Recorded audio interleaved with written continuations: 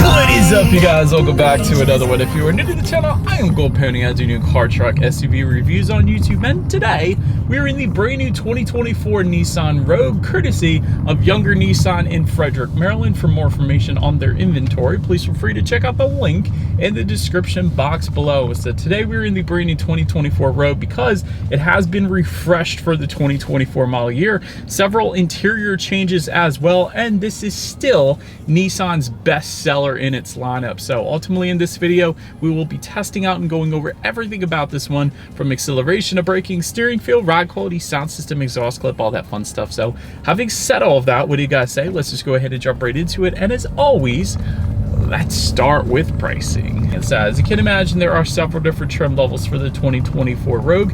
First one being the S, starting at $28,420. SV, which is the one we are in today, starting at $30,110. SL for $35,270. And lastly, the Platinum, starting at $38,700. So that was all pricing for the front wheel drive variant. If you wanted to add all wheel drive, you can do that. Simply add $1,500 then to any of those prices. But regardless of trim level that you go with, the power plant on the Rogue is going to be the same. Powering the beast is a 1.5 liter turbocharged 3-cylinder, putting out 201 horsepower at 5,600 RPM, 225 pound-feet of torque, coming in at 2,800 RPM. Power sent to the front wheels or all wheels through a CVT with paddle shifters, which you guys know, of course, we will be testing out here in a little bit. 0 to 60 time coming in at approximately 8.1 seconds, with MPG numbers coming in at 30 in the city, 37 on the highway for the front wheel drive, 28 city, 35 then on the highway for the all-wheel drive, taking regular unleaded fuel. And so before we do any kind of fun acceleration or paddle shifter test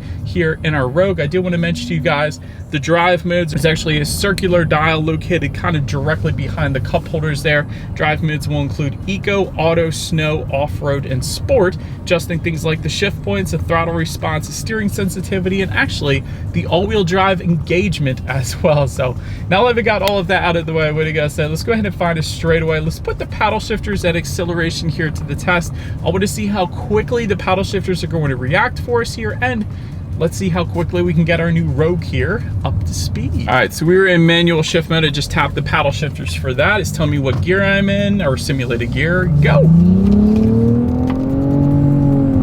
It still sounds like a CVT. All right, I will say the engine sound was kind of cool. Like, I liked that, but it's not the quickest thing in the world, and you can definitely still tell it's a CVT. So, I mean, we're not actually shifting through anything. It's kind of like simulated gears because of the continuously variable transmission, but they're still fun. And the other thing you can do with paddle shifters on an SUV is if it were to be snowing out here in Frederick, Maryland, you can always do a little bit of engine braking using the paddle shifters instead of actually hitting the brakes if you're going down a hill or something, and then you're less likely to actually slide off the road. So they're there for that reason as well. But yeah, not the quickest thing in the world, but you know what? The reason Nissan put the turbocharged 3-cylinder in this thing is for the better fuel efficiency, and the fact that you can get 35 miles per gallon on the highway in an all-wheel drive SUV.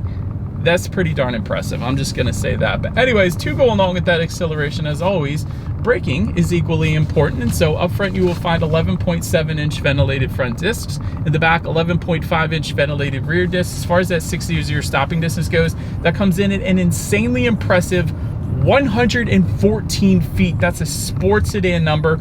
Braking feel is definitely on the firmer side of things, so it does instantly bring you to a stop. So in terms of the braking in the Rogue, you really can't beat it in its class. 114-foot number, that's absolutely insane. Typically in SUVs, you find upper 120s, if not 130s. So 114 feet, that's a sports sedan number, you guys, and that is definitely going to get the job done. But then touching on suspension and handling, up front, you're going to get an independent strut type front suspension. In the back, independent multi-link rear suspension, front and rear stabilizer bars. As far as ride quality goes, as we are sitting at a red light right here, so far in my short little test drive here today, I will say it has been 100% perfectly fine, absorbing the road imperfections quite nicely, and there are plenty of them here in Frederick, I will say that.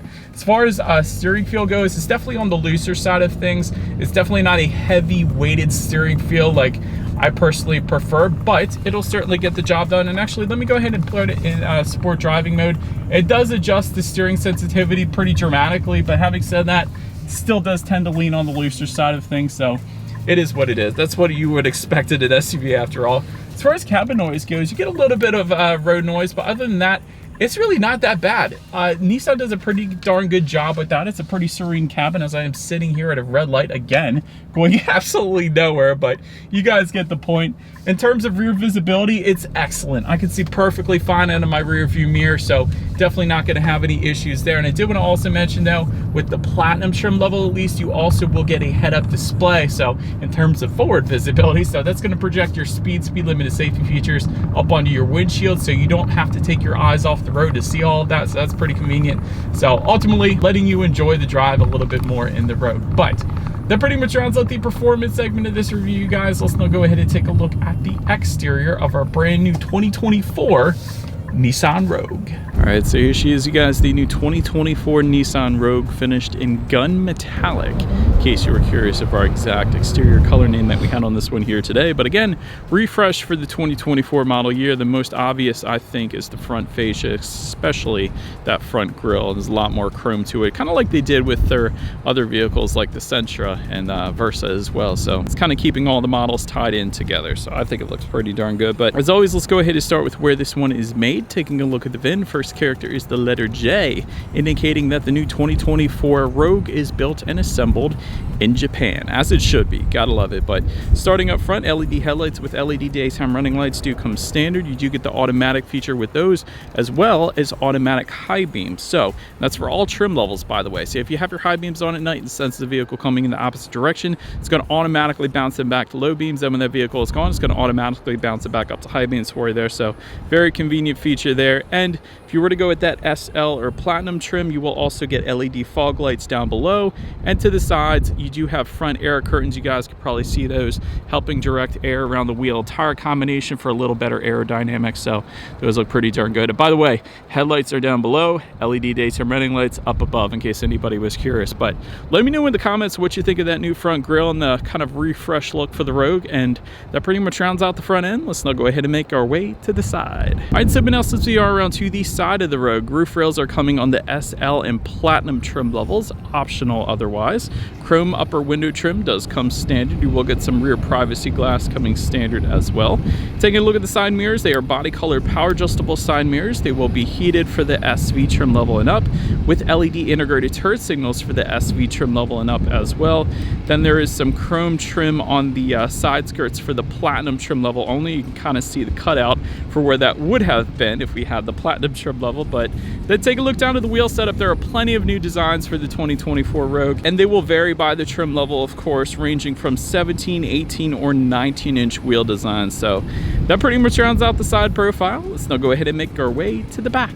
All right, so now since we are around to the back of the Rogue here, all the way to the top, you will find a body-colored shark fin antenna. Just below that, rear spoiler with an integrated brake light. Just below that, rear window wiper. LED taillights do come standard for all trim levels across the board. You got the trim level badging found on that rear lift gate there as well. Then just below it all, you will find a single exhaust outlet tucked away. So having said that, I do believe you guys know what we have to do next here. As always, here is that exhaust clip.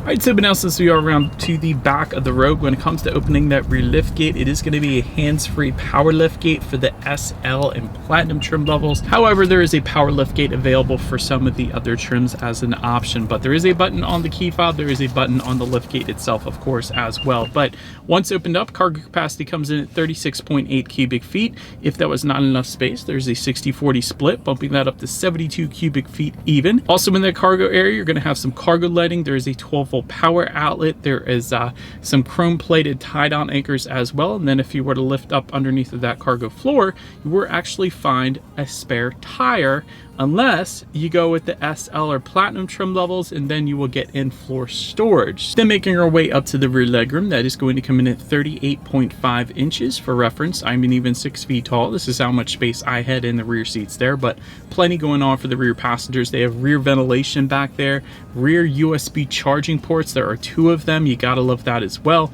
Rear center armrest with cup holders. Of course, you will find rear window sunshades for the SL and Platinum trim levels, but optional on our SV. And by the way, we have a premium package for the SV. I don't think I mentioned that yet, but that gives you a ton of extra things. But anyways, heated rear seats are also going to be optional if you wanted them. But then making our way up to the front seats, manually adjustable cloth seating for that S trim level, 8-way power driver's seat with 2-way power lumbar for the SV trim level and up, 4-way power adjustable passenger seat for the SL and Platinum, leather seating for the SL and Platinum as well. Platinum is actually going to give you quilted leather seating, so super fancy there.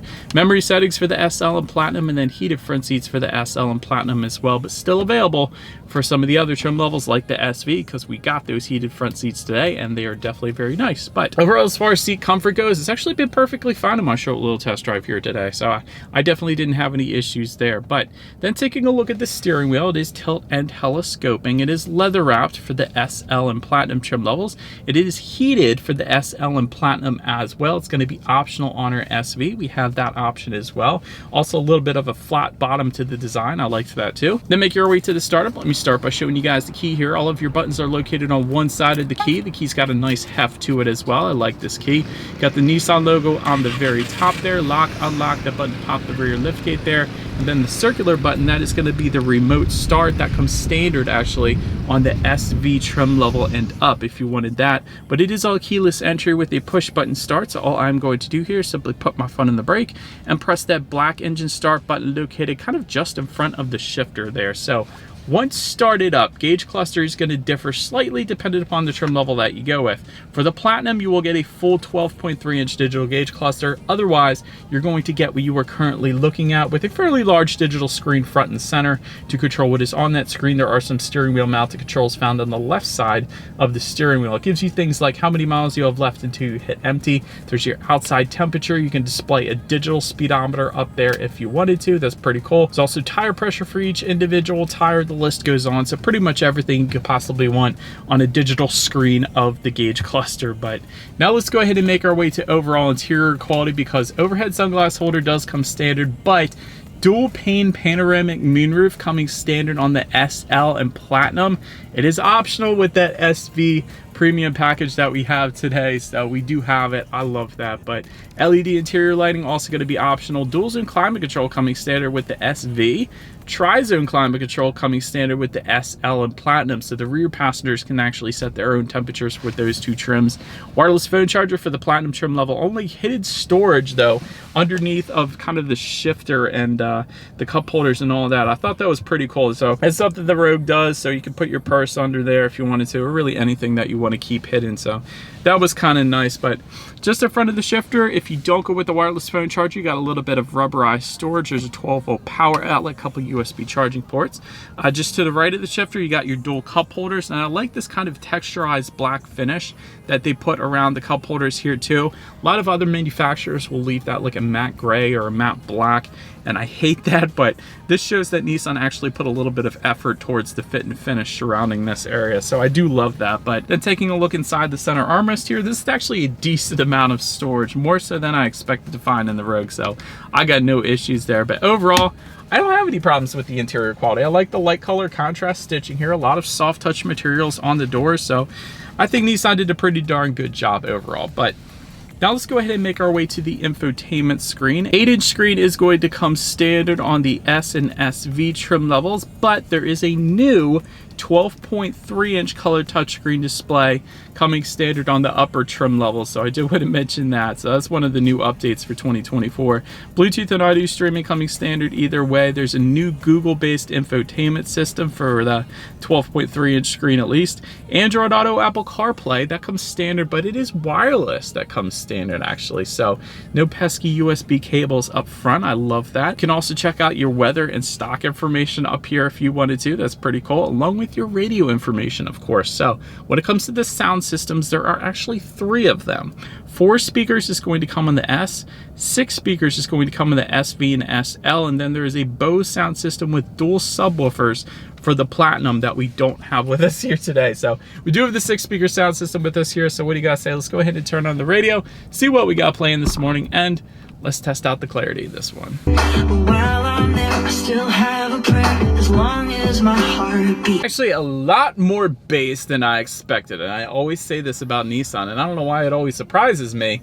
Clarity was okay. I mean, it's 6 speakers, but clarity was okay, but the bass really impressed me. More bass than I typically used to hearing in a 6-speaker sound system, at least. So that actually wasn't that bad. I don't mind that. But last thing I want to mention to you guys on the infotainment screen is when you do put the Rogue in reverse, you will find a rear view camera coming standard. Not the highest quality, but it still gets the job done, letting you know who or what is behind you. But the SL and Platinum is going to give you that surround view monitor in case you were curious about that, which as always is going to lead us into safety. And so let me start with the best part, IIHS Top Safety Pick Plus, which is the very highest designation given by IIHS. So that pretty much says it all right there.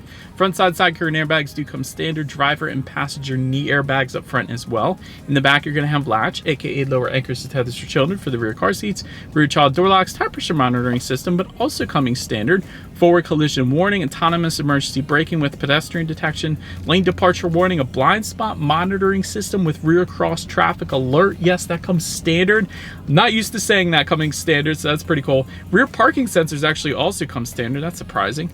Reverse automatic braking and a driver attention monitor then as well.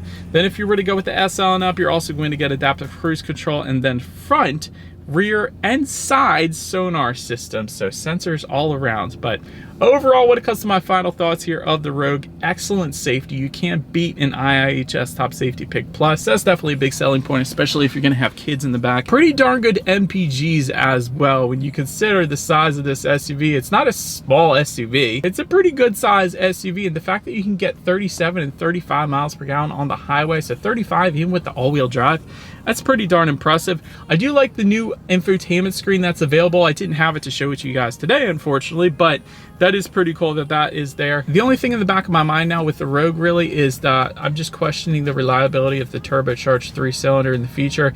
Maybe it's going to be perfectly fine. I don't know. I just know traditionally naturally aspirated engines perform better in terms of reliability compared to turbocharged engines, especially a turbocharged 3-cylinder. Also, hybrids perform a lot better than any turbocharged engine as well. But anyways, let me know what you guys think of the Rogue in the comment section below. That is about it for this one, you guys. Thank you so much for watching. Feel free to follow me on social media at the bottom of the screen if you want to see what's coming next on the channel before it gets to YouTube. Be sure to hit the subscribe and the bell notification button if you're into new car reviews, because that is what we do here on this channel after all. Do appreciate you guys watching more than you know, and I will see you guys all in the next video. Stay gold.